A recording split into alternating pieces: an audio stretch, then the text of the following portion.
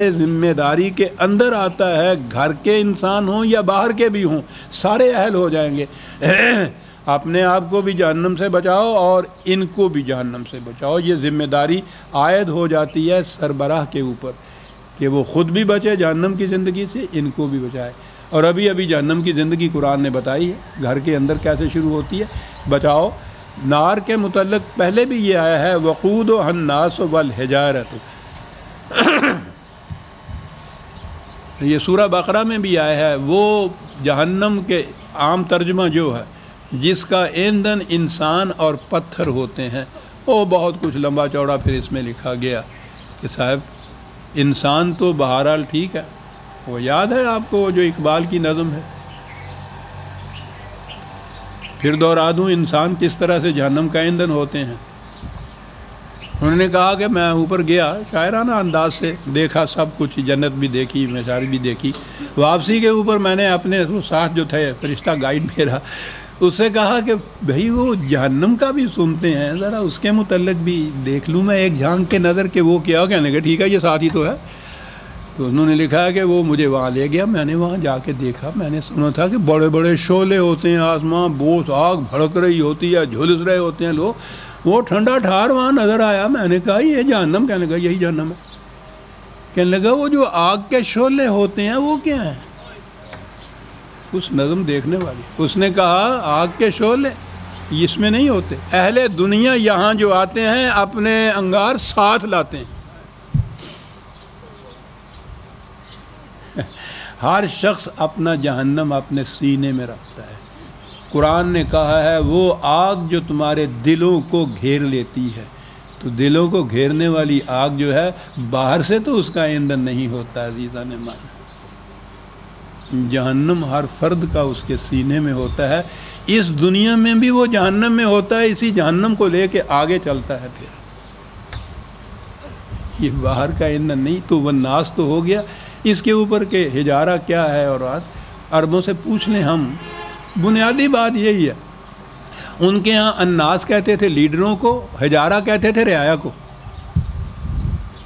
اور قرآن میں مختلف مقامات کے اوپر مکالمے ہیں، وہاں جہنم کے اندر یہ قائدین کے یا لیڈروں کے اور ان کے ساتھ جو ان کے فالوورز، جن کو کہہ دیجئے متبعین کے، وہ ان کو الزام دیتے ہیں کہ تم نے ہمیں مروا دیا، وہ ان کو کہتے ہیں کہ تم نے ہمیں تباہ کر دیا۔ تو یہ ہے حجارہ اور الناس جو جہنم کے ہیں۔ قرآن نے یعنی عربی لسان العرب جو ہے نا، لسان مبین عربی کی، اس کے اندر یہ معنی دیے ہوئے ہیں بہرحال۔ اور اگر وہ وہاں کے جہنم کے متعلق ہے تو میں نے جیسا عرض کیا ہے، آج کی شعوری سطح پر ہم اس زندگی کے متعلق کچھ نہیں سمجھ سکتے، وہاں شعور کی سطح ہی بدل جائے گی۔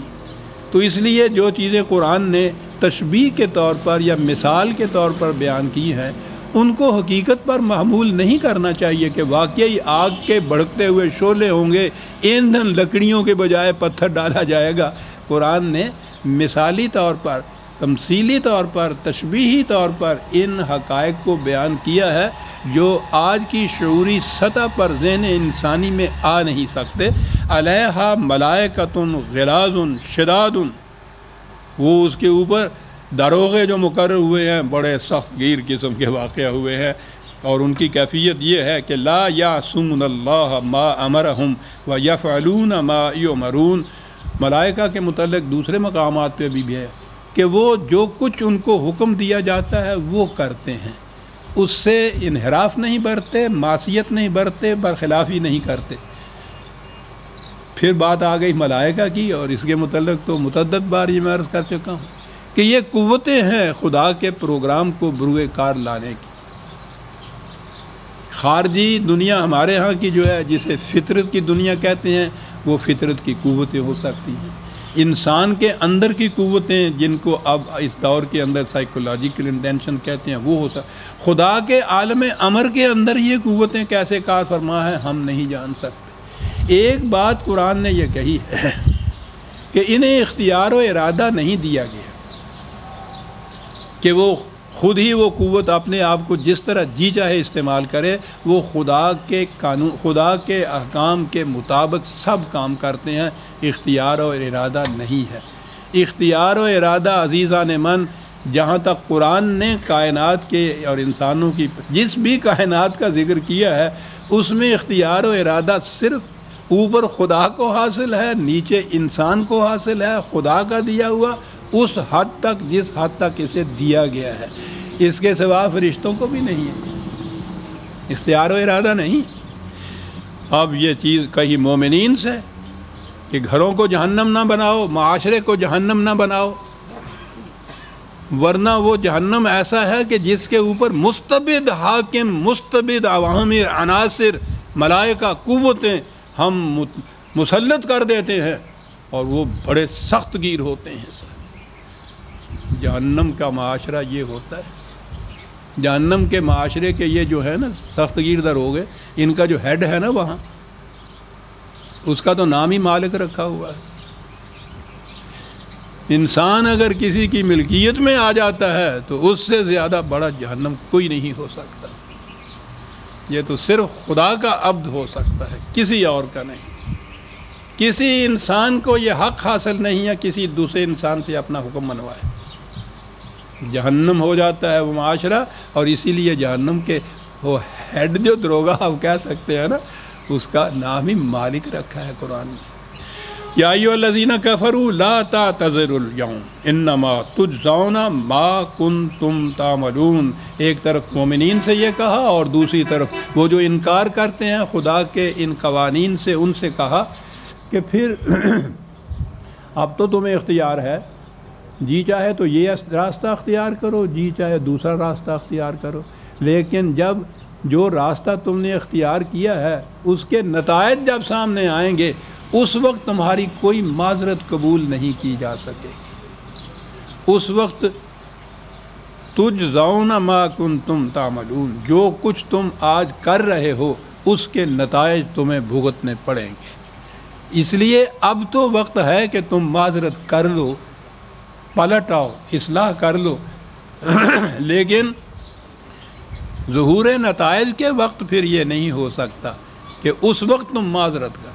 جب پرچے دیکھے گئے، ممتحن نے مارک دے دیے، اس وقت یہ کہنا کہ میں صاحب فلاں سوال کا جواب اب میں صحیح لکھ دوں گا، اس وقت نہیں مانا جا سکتا۔ یہی دنیا ہے جس میں آپ یہ کچھ کر سکتے ہیں۔ پہلا رکوع یہ ختم ہے، دوسرا رکوع شاید وقت مل جائے، معافی کہ یہ آیتیں ختم ہو گئی تو یہ پارہ 28واں ختم ہو رہے گا، اور یہ ایک اہم چیز ہے، اگلے درس میں عرض کروں گا۔ 8ویں آیت ہے، یا ایھا الذین آمنوا توبوا الی اللہ توبۃ نصوحا عسیٰ ربکم ان یکفر عنکم سیئاتکم ویدخلکم جنات تجری من تحتہا الانہار یوم لا یخزی اللہ النبی والذین آمنوا معہ۔ باقی آیت کا حصہ بعد میں تلاوت کروں گا، بڑی اہم چیز ہے۔ کہا یہ ہے کہ اے ایمان لانے والو، خدا کی طرف رجوع کر لو، کہیں کوئی لغزش بھی ہو گئی ہے اعتراف کرو، اور اس کے بعد اس مقام پہ آ جاؤ کہ جہاں سے تمہارا قدم غلط راستے کی طرف اٹھا تھا۔ زبان کے اعتبار سے توبہ اس کو کہتے ہیں، یہ کرو۔ اب دیگر مقامات میں یہ کہا گیا کہ ایسے بات نہیں کہ آج کہا جائے کہ اعلیٰ میری توبہ، اور پھر اس کے بعد وہی بات، پھر کہہ دیا کہ نہیں صاحب میری توبہ، کہ بھئی وہی بات۔ وہ جو آپ کو یاد ہے نا، جو جس نے کہا تھا کہ صاحب یہ سگریٹ چھوڑنا بڑا مشکل ہے، نہیں چھوٹتا، کہنے لگا واہ کیوں نہیں چھوٹتا، بہت آسان ہے، کہنے لگا کیسے، کہنے لگا ہم نے 20 دفعہ چھوڑا۔ یہ 20 دفعہ چھوڑا کیا ہے؟ یہ وہ توبہ ہے نا جو قرآن کہتا ہے۔ کیا خوبصورت شعر ہے ریاض کا، اسی پہ 20 دفعہ چھوڑا ہے۔ جام میں توبہ شکن، توبہ میری جام شکن، سامنے ڈھیر ہے ٹوٹے ہوئے پیمانوں کا۔ ایک یہ توبہ بھی ہوتی ہے، سامنے ڈھیر ہے ٹوٹے ہوئے، لیکن قرآن نے ایک لفظ استعمال کیا ہے توبۃ نصوحا، کیا بات ہے اس زبان کی عزیزان من. میں تو چونکہ تھوڑا سا ادب سے بھی دلچسپی رکھتا ہوں، وہی